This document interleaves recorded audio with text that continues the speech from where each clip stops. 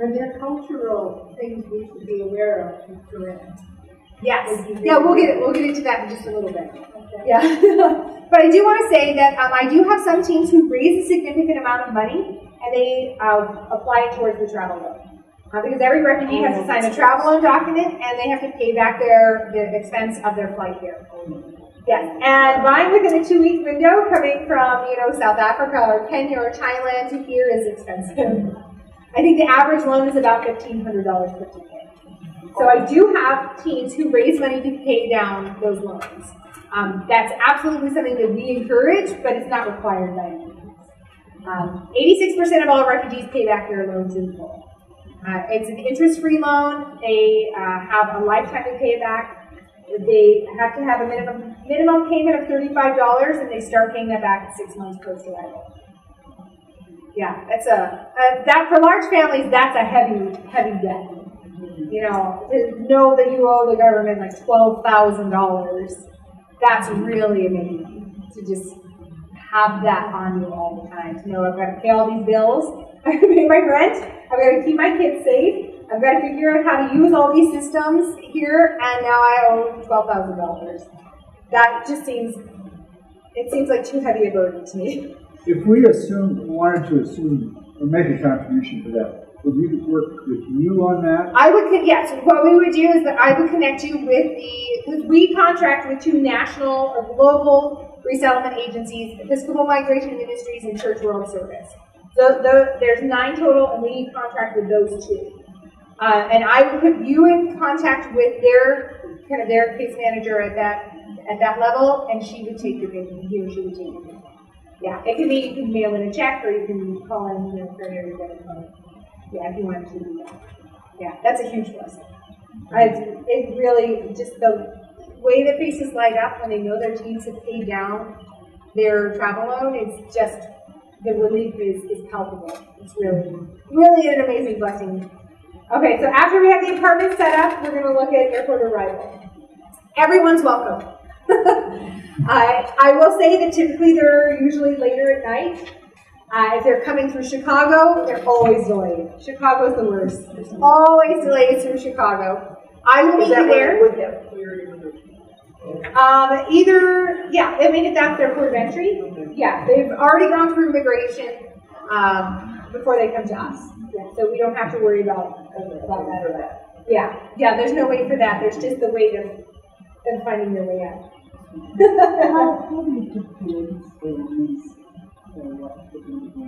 They receive a cultural orientation in their camps, but I don't think they're accurate. I don't think they're very good. That's my guess. When I was a little girl, there was this movie called An American Tale, and it has this little mouse named Fievel. And they were coming to America, they sang the song of "There are no cats in America, the streets are paved with cheese." I think there's a little bit of that in the orientation, that life is going to be easier, and you'll be connected to your family, and you're going to have jobs, and you'll have a house, and you'll have your own thing. So I think that there may be, there is a tendency in other cultures to really focus on the positive. And to really make it the positive really, really big. And be like, look at all these things that are going to be so good for you. Almost a little bit of a guilt trip. You don't feel bad about how hard it's going to be because look at all these good things you're going to have. Where the low notes aren't really touched on as much as we'd like. Yeah, so that here, I have a handout we can pass out just touching on that. This is we call the U-curve. Cultural adjustment. When at the airport arrival, you'll see a really crazy mixture of emotions on the family's face. There's relief, there's exhaustion, there's nausea. For most of the families, I would say 99% of the families, they've never been on airplanes. Many of them have never been in an automobile. So this is a really huge, tummy tumultuous journey for them. So they're exhausted, they're nauseous, they're relieved, they're happy, they're terrified, they're hungry. So it's this really interesting mix, but they kind of arrive on a little bit of a high, that finally my life is beginning. And I think, if you've ever moved, you've probably experienced this. This new town is so great, and I love my new house, and The school seems so great, and then as you adjust for refugees, they realize, oh my gosh, this is hard.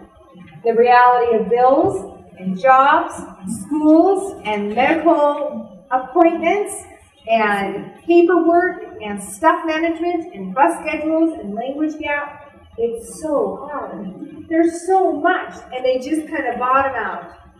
And I think it's usually about 6 to 8 weeks in, they bottom out. And it's not uncommon for us to hear, I'll just go back to Africa. I'll just go back. It's so hard here. I am so lonely. Because in the camps, everything is out in the open. In the Thai camps, there's no doors on any of their huts. Everything is lived community. They parent together, they cry together, they celebrate together, they cook together, they work together. Everything is together. And now they're in this little apartment, and it's not super sunny, and it's kind of cold outside for what they're used to, and their family is far away, and they have a door that they have to shut, and there's other people speak other languages that they don't understand, and they feel very isolated and alone. So they kind of bottom out, and we have to let them feel what they're going to feel without taking it on and saying, hey, we need to do something. It's okay for them to bottom out, because that's when they say, okay, I can do hard things. And they start to climb back up to a more manageable level of emotions. At some point, I hope you'll talk about the employment situation. Sure. How do you go about becoming self-sufficient in terms of wage and... Sure. Yeah, I can talk about that right now. So depending on which program they choose, MFIP or Match Grant or RCA, if they're a single or a married couple without children, the employment can go a couple different ways. Most Karen families choose MFIP because they plan, most of the leases that they sign are 6 months or month to month. They're short-term leases. It's a nice way to have a safe place for them to land and to be able to explore and say, okay, I want to be here longer, or no, I want to go. I want to move in with family. A lot of them do. A lot of them move in with family, or family, they combine resources and move into another house together. But most of the Karen families choose MFIP because they want to learn English for a longer period of time and keep their they say, you know what, we need to focus on learning the language more. We encourage employment quickly. We want to see people employed because self-sufficiency is so important. But there is kind of an undercurrent in a lot of the Korean communities that says learn English, then get a job. Because you'll get a better job. And it's hard. It's hard to get a job when you don't speak the language. You're not going to be doing a very, very glamorous job at all. But do you have colleagues that specialize? Yes, Chimmy Wangkuk, Brittany Hidma, and Nathan Wig are 3 employment specialists. But if a family chooses MFIP, they don't have to have their employment come through us. They can go through any MFIP provider. There's lots of different organizations. KOM, which is the Korean Organization of Minnesota, is an MFIP provider, employment provider. HOP, the Hmong American Partnership, is an MFIP provider. And I can't remember the small ones that are in northern Minneapolis. But they don't have to choose us. And most of the Korean don't, because we're based in Minneapolis. And they're in St. Paul. And it's just not logical for them to take an hour-and-a-half bus ride to come meet with us and an hour-and-a-half bus ride back. So they choose a more local employment provider, or employment services provider. If they're Match Grant, it's all through us. And Jimmy and Brittany and Nathan work tirelessly to connect them to a job that's going to be a good success for them. A lot of them are out at the airport. A lot of the jobs are at the airport. Aerotech. We have jobs in Chanhassen and in Shakopee. Different process, packaging plants, poultry plants, things. They're not glamorous jobs, but they are stable and they have good pay and they have benefits. Most employment requires transportation. Some of our larger employers provide transportation. They will send a van up, like the one down in Shakopee. And then what's the kind of Albert Lee? Yeah. We have an employer in Albert Lee who sends a van up to pick up everybody and bring them back home. But we don't expect them to have driver's licenses. Oh, no. We expect them to ride the bus. Yeah. And we'll help train them on the specific bus route to their employment. Yeah, and then we can also help connect them to training programs. International Institute has a personal nurse assistant program that a lot of our job seekers have completed, and then they get a job in nursing homes. That is actually a very prestigious job to refugee communities because it's trained for elderly, and elderly are very revered outside of our culture. And they also get to wear a uniform. And the uniform is it's a really respectful thing for refugees, in their community. If you have a uniform, then you want to employ it. So if anybody fits that criteria real well, I say let's do that. If they want to do healthcare and if they have some English, let's get them enrolled in that. We also have hospitality training that we can sign up clients for, and that's mainly going to be cleaning hotels and working in kitchens. But those are good, stable jobs, and they're a place to start. They're hard jobs. They're not glamorous jobs, but they're paying jobs that are stable and have benefits that are going to create a good baseline for them to then move up the job ladder. So yeah, RCA can work through us or can work through HOP or KOM or another RCA provider. But if they're match grant, they're all through us.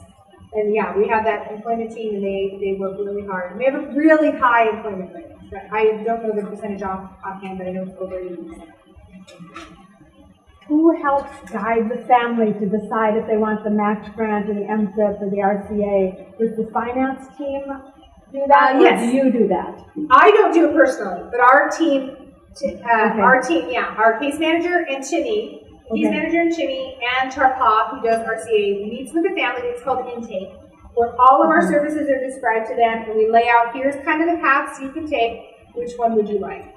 We let the family guide make their own choice in this. If we think match grant would be really good for them, but they have family members or community members who are saying, no, do MSIP and learn more English, they're going to go with their family on this one. But it has to be their choice. Even if it's not in their best interest, it has to be their choice. Okay. Then another question. In the booklet that we have online on the website about it's the Refugee Guide, it also makes reference to applying within the first week for public assistance. Yes. Is that the same thing as MFIP and RCA and that? Yes, that's the public assistance. Okay, so yes. that's not, we're not talking about two different things there. Correct, yeah. Okay. Yeah. The public assistance is the match grant or MFIP or RCA. Okay. Yeah, and that also, tied up in that is MNsure, the Medicaid, and their SNAP benefits, which is food stamps. Okay, and that's all taken care of in the intake. Well, intake, they make their decision, and then from there we know where to go. If they choose MFIP or RCA outside of our office, they go to the county. If they choose match grant or RCA with our office, it's all done in-house. Okay. Yeah. Okay, and then you, being MCC, yes, notify us, being the church team, which way they've gone. Yes, and what needs and to be done. whoever is with the family for intake, we invite you to be part of that meeting, so that you hear everything as well, and you know which way the family's, which way they're going to go, and it helps you understand how, which way to support them more. If they choose match grant, employment is a huge focus because they need to be employed quickly within 4 months. Okay. Match grant will go up to 6 months, but typically 4 months is where we see people employed. Okay. Then another thing that I read in the guide was that for match grant, it's important to keep track of all of the time and donations that are made. Yes. So we would be informed at that time too. Get on top of this, you need to keep records. Yes. Okay. And I'll ask for summaries each week or each month for just kind of, I spent 4 hours practicing English this month, or I spent 3 hours on the bus. Because we're required to report, we're federally required to report volunteer hours and donations. Yeah, so keep good track of all the furniture. Provide me a master ledger. It's absolutely my least favorite part. It's absolutely my least favorite part of the sponsorship is that nitty-gritty detail. I need people's hours and the donations because nobody ever does it. So please do it. Yes. Are there situations where the first job that the person's posting doesn't work out? You continue to help out, or is it one and done? No, we continue to help out. Yeah, and it happens frequently. I have 2 adopted sons, and we adopted them through foster care. And I love foster care very much. Once my kids are older, my husband and I will do foster care again. In foster care, you don't know if the kids are going to stay with you forever. You give them everything you can while they're with you to help break some of this old, the old wounding behaviors, to establish kind of a healthy base for them, whichever way they're going to go. And that happens a lot through failure. It happens a lot through making mistakes, making adjustments, and moving forward. It's the same way with refugee care. There's a lot of mistakes to be made because they have they have broken ways of doing things, or even if they're not broken, they're not how we do life here. So there's a lot of failure. There's a lot of times where, like, I heard Jimmy on the phone one time, and you know how when you speak to somebody in a different language, you tend to speak louder? That's true even for all of our staff who's been doing this for 20 years. Everybody speaks really loud on the phone, so we all hear each other's conversations. So Jimmy's talking to someone, and he says, "Oh, why didn't you go to work?" And then I hear him say just a minute later, "Well, now you have no job." And apparently the guy had said, "Oh, well, I was just feeling a little tired and it was beautiful outside, so I decided to take the day and go on a walk." And so Jimmy said, "Well, now you have no job because you have to go to work. When you are assigned a time, you have to go." So that happens quite frequently. Or it's not a good fit. They realize this is, it's way beneath me, or it's harder than I thought it would be, or it's too far, or the schedule isn't working out, or I'm not getting along with my coworkers. Any reason that we would have a job transition, it could just happen a little bit faster. But we'll continue to help them until the match grant, they have 6 months to be gainfully employed. And like we have one family who arrived in January. It's a Somali family of 3. The mom is pregnant, and they're one of my most favorite families ever. But they, the husband's name is Auden, and he has had 2 different jobs. One was permanent, but it was too far away because he got placed in St. Paul, which is very sad for a Somali family to be put in St. Paul, but it was the only housing available for that Somali family at that time. So they felt very isolated, and he got a job at the airport, and it was tremendously long and arduous for him to take the bus out there every day. And he was working night shifts, and his wife was feeling so isolated and afraid. So he got a different job that was temporary, and now we're helping him find a permanent job right now. So yes, we keep going. We want to see everybody employed. And we want to, if it doesn't work, let's try again. Always happy to make adjustments and move forward again. Yeah. Yeah, so your employment specialists, do they have some magic they can work with the employment applications or just direct contact? Because I know there's a lot of employment applications. It's online, and the minute you say you don't have a GED, it just stops. It just turns it off. We have a lot of employers that we work with who are okay with, they like to employ refugees. Like in Alberley and Shakopee, these larger plants like to hire refugees because they know it helps both of them. Because they know a lot of people aren't just going to go fly to gut chickens. So they know, hey, you need a job, you need employment history, you need a stable environment. We'll provide that, and you provide us, the skill and your time and your effort. And Adam, our case manager, current case manager, Adam, worked in the poultry processing plant. And he worked there for a couple of years after he arrived. And he said it was okay after you got used to it, and then it was good money. So we have a lot of employers who we work with who want to employ refugees, and we're getting calls weekly from like the old spaghetti factory in Minneapolis called us and said, hey, we want to hire refugees. We want to help out in some way. So we get small employers like that who want to hire refugees, and we have larger companies. And it really requires, but it does require effort on the family's part. Some have really deep trauma, and it's just too difficult for them to think about going to work overnight. Or to, like we have one who, he speaks really good English, But when push came to shove to working overnight, it was too much for him. Like it was just mentally overwhelming for him. And he said, no, I can only work during daylight hours, which pretty much knocked out everything that was going to be stable. And that happens. The reality is that happens sometimes. And so we need participation from the family as well. And, if they make choices that lead to failure, that's okay. Because that's, it's the American way we're free to fail. We certainly are. The family we aren't going to get. Sure. The father had, his parent was an education Yes. because he was a teacher. So does he have to start with flirting chickens? Yes, probably. Probably. Most education overseas doesn't translate here. When I was working with refugees in Chicago in 2001, we had this Afghan refugee. His name was Mr. Safi. He had 7 daughters. He was a professor in Afghanistan. He was very well respected, and he was wealthy in Afghanistan. He had a big house, and none of his education came here with him. And he had to assemble boxes in a staples factory. That was his job. So, that's another blow to refugees. It's it can be a real hard mental transition. My husband's worked really, really, really hard to move up the ladder in 3M, and if he had moved to another country and he was working in a factory, that would be really, really difficult for him.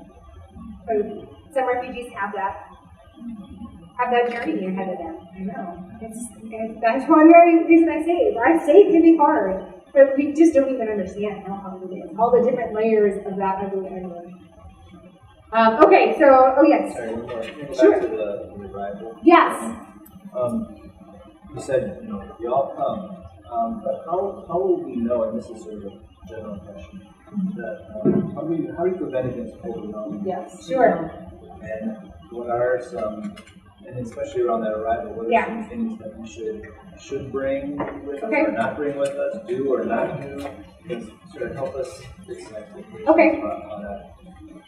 What I'll do is I'll talk with the U.S. Tide to see what they think. If they say, I think this is going to be too long of a journey, let's, just have a few people, I'll communicate that to you all, and you can decide who will be there. We'll need a minimum of, however many vehicles we need to transport the family to the apartment. Sometimes some families love the big crowds. And I would say it's okay to have the big crowd at the airport as long as you are personally okay with chaos. Because it gets chaotic at the airport, especially if they have a lot of family members there, and sometimes there's 2 or 3 other resettlement agencies receiving other families there, so there's all these large groups scattered among the baggage waiting for families. So if you personally can handle the chaos of that, I say come and be a part of the arrival. It's a really unique experience. My mom is a college professor at California. She was out visiting me in March and got to be a part of an arrival. And she still talks about it. She still says, it changed me now. It really just changed me seeing, because the family she got to see arrive, it was an elderly couple, and then their adult child and her children. And my mom just looked at them and saw her own parents and thought, I can't imagine that my parents would have to start life over and not know the language and have nothing and be cold. Because it's still cold in March, very cold. And so I think it's a good experience for kids too. If you feel like you want to bring your kids, I would say if you feel like you can handle your kids in that chaos, bring them. What I will do at the airport, we'll meet at baggage claim 13 about 15 minutes before the flight arrives.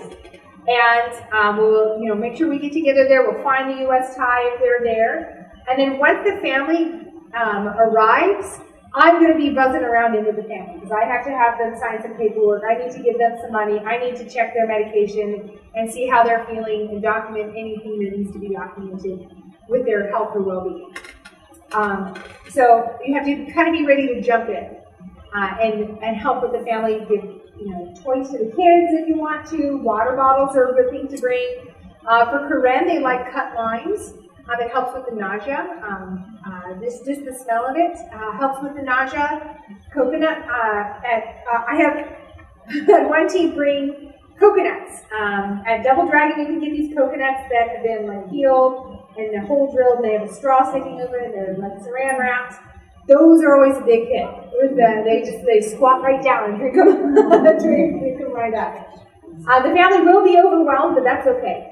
They're going to be overwhelmed no matter what. If there's 100 of you or if there's 2 of you, they're going to be overwhelmed. So it's going to be okay. Yes. We need a 5-point harness for ages under 4, rear facing for under 2, and booster seats for 4 to 8 years old. Yeah. All right. Any of you moms with car seats right now? Booster seats. I haven't bucked with kids in 14 years, and I'm so over it. I'm so over it. Do they have to be within the number of years? Like if you check recalls, you're going to be like yes, they can't. They can't be expired. Yeah, car seats expire 5 years after they're made. So there's a date that should be printed on the side. Yeah. Yeah, and again, if that's something that you guys that doesn't get donated to the team or can't be provided, just let us know, and we'll make sure that it gets purchased for them. Do you know if there's a general rule about photo taking or no photo taking? They generally love to have their photos taken. The family will be there and will hand, generally I get like 15 cameras and start taking pictures of everybody. They will want you in all their photos. Before you share their photos, like on Facebook or in emails or anything, let's get their permission first. We can ask at the airport, we can ask a few days later. But know that if you're in any pictures, you will be on Facebook. You will be on their Facebook. They will get posted by their U.S. tie. Facebook is like the great equalizer, and it's fairly important actually that refugees get a Facebook account very, very quickly. So how much do they know about what they're going to need at the airport? They know that there's a group of Nope, they don't know anything. Yeah. They don't know that you're going to be matched up with them. There is always the potential for them to say, I don't want this. I've never seen that happen. Usually they are very happy for the help. And it gets explained at intake who you are. And usually at the airport, I explain too, these are your helpers. And they're going to be your helpers for the next couple of months. They're going to pick you up. I point out the people who are going to be picking up the next morning for Social Security or intake. So we talk about the benefits of a helper very, very much. I haven't had anybody yet turn down sponsorship, so. So they won't have any information about what's happening at arrival. It's all going to be the next day when they start learning. Yeah. Oh my gosh. Yeah. But they don't know what to expect anyways. That's a good thing. Is that they don't have a baseline to say, oh, it's different than expected. Because they don't have any expectations anyways. They don't know who's going to be waiting. They don't know what case manager is going to be there. They don't even know if their U.S. tie is going to be there. They don't know what their apartment's going to look like, what anything's going to look like, around them. They don't know if they're going to be in vehicles. Oh, and I do want to say I will provide you barf bags for your vehicles if you're transporting the family, because sometimes it's just too much. You go out in the car. Yeah, it happens. It happens a lot. And they're so just torn up from all the travel. You were saying, you keep on talking about this Quran family. Oh, yeah. How old is the child? How old is the child? I know it's not confirmed. But yeah. I don't remember off the top of my head. I'll have to look at it again. Yeah. I'm trying to remember the name. I know that the child had a really unique name. A lot of younger Quran, like millennial Quran, I don't know though that Quran can really be millennial, but within that age bracket, they know they're going to come to America or Australia or Sweden or Canada, and so they give their kids really non-Quran names. Like we have one who was named, one of her sons Lucky, one named her son Lovely. We've had Christian Bieber. I have a Tom Cruise. Yeah. Oh, super cute. Yeah. We had a really, really older Korean man, and his name was Cowboy. And his parents named him like they renamed him during the John Wayne era. Yeah, it was really funny. My name is Cowboy.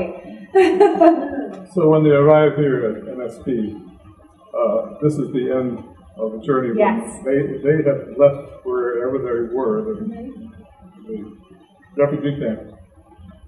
and that trip ended here. Yes. Yes. Well, I will end at their apartment, yeah. Yeah, but this is the... But they haven't been stopping anywhere in between. Oh, no, they have been. A lot of times it's like, sometimes it's like Bangkok, LA, to Chicago, to here, or it depends on what airline they're on and where they're going. Just a travel stop, no stays anywhere. Oh, no stays anywhere, just hopping from plane to plane. I know. The refugees who are coming from South Africa, they go like Johannesburg, like up to Germany, and then to New York, and sometimes then down to like Philadelphia before they come here. Sometimes there's 3 flights to get here, just within the United States. It's really remarkable. I just think, and they do with small children. I just think, oh, my kids would not do that. On laps all the way. Yes, yeah. Save money. Yeah. Adam told me the story of when he came over. He came with his brother, I want to say 5 years ago. And it was the first time he'd ever been on a plane. And he said he was so hungry. Because they're just hungry all the time in the camps. And so he was so hungry, he ate all of his food on the airplane, and then all of his brothers, and then was so sick, and just kept throwing up. And he said, and I didn't know any better, and I didn't know what to do, so I just left my bag on the tray table when I left the airplane. Oh gosh, horrible. Everything they have to go through, that they've never done before. It's really just trial by fire getting here. But after the arrival, we'll get their baggage. If they're coming from like Thailand or Kenya, they're not going to have very much baggage. If we've had rarely we get families from, been in refugee situations in like Dubai. They come with a lot, like a lot. But that's not very common. Sometimes refugees coming from Egypt will have a little bit more. If they're coming from, we've had them come from Jordan and even some from Syria. Like a Somali family came from Syria last year. I just thought this is so bizarre that they were given refuge in Syria, and Syria won't give its own people refuge. Yeah. They come with a little bit more. If we see Syrians coming from Europe, they'll probably have more luggage. But generally, it's like the Karen have bags that are like this big, and they have 2 or 3 holding everything. My very first co-sponsorship with MCC, it was a November arrival, and we get to the airport, and Dad's unpacking his bag, and it's like tank top, and I just thought, oh no, you are not prepared for this. So after we do the arrival, we'll get their luggage, we go to their apartment. They are going to be too tired for us to do a thorough safety orientation. So I will walk through, and anybody can jump in on it, and I'll just give brief safety instructions. If there is no English capacity with the family, and the U.S. Thai doesn't speak English, we will provide a translator. It'll be either Adam, or Mohammed, or Miriam, or Tarpa, or Chini, any of our Karen, Bhutanese, or Somali, or Arabic speakers.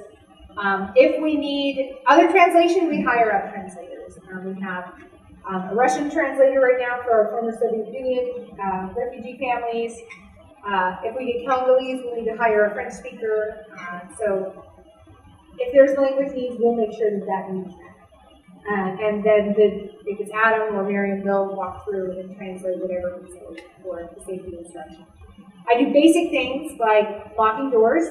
Many of them have never had doors to lock. They don't know how to do it. We're teaching them how to use their key. The idea of cooking inside is really overwhelming to a lot of Korean families. We've only cooked over an open fire pit.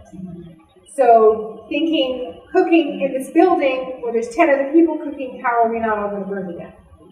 So we show them the stove, how to turn on and off the stove. We talk about if you smell, let them smell the gas coming out of there and say, if you smell this a lot, check the knobs, and if it still smells like that, go outside, call 911. So basic stuff. We're not going to retain a whole lot that first time.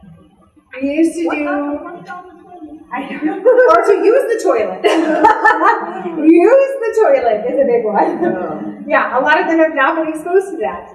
My husband and I, when I first started working with refugees in Chicago, my husband and I befriended some Sudanese lost boys, and we had them to our house within their first few days of arrival. And after we took them back home, I realized that they had been urinating in the bathtub. because they just didn't know. So I struck it down and explained it to them, and it was all okay from there on out. This is an ignorant question. Sure. And I need to ask it. Let's say a family is coming from South Africa. Yeah, there's Somali refugees in South Africa. So the last year, Yeah, not South Africans, although their children are technically South African. I'm not question, I was just wondering when the refugees become an immigrant. Okay, yeah, I can talk about immigration real quick. Refugee status is never going to be revoked. They, as long as they don't commit crimes, certain levels of crimes, then they will always be eligible to stay here as a refugee. It's stamped on their I-94. I check it when they get off the airplane to make sure they have that stamp. In 1 year, they're required to apply for a green card, which is their permanent residency card.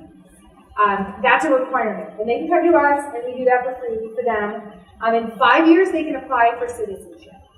Not every refugee does, because you need a certain language level of English to take the citizenship exam. But a lot do. If they have the capacity to learn the language and to learn what they need to learn, they like to become citizens. But they are permanent residents here. Yeah. So they get their EAD card about a month after they arrive. That's their employment authorization document. It's a little card, and they need that for employment. That comes about a month after they arrive. And once they have their EAD, you can take their EAD, their I-94, and their lease to get a state ID.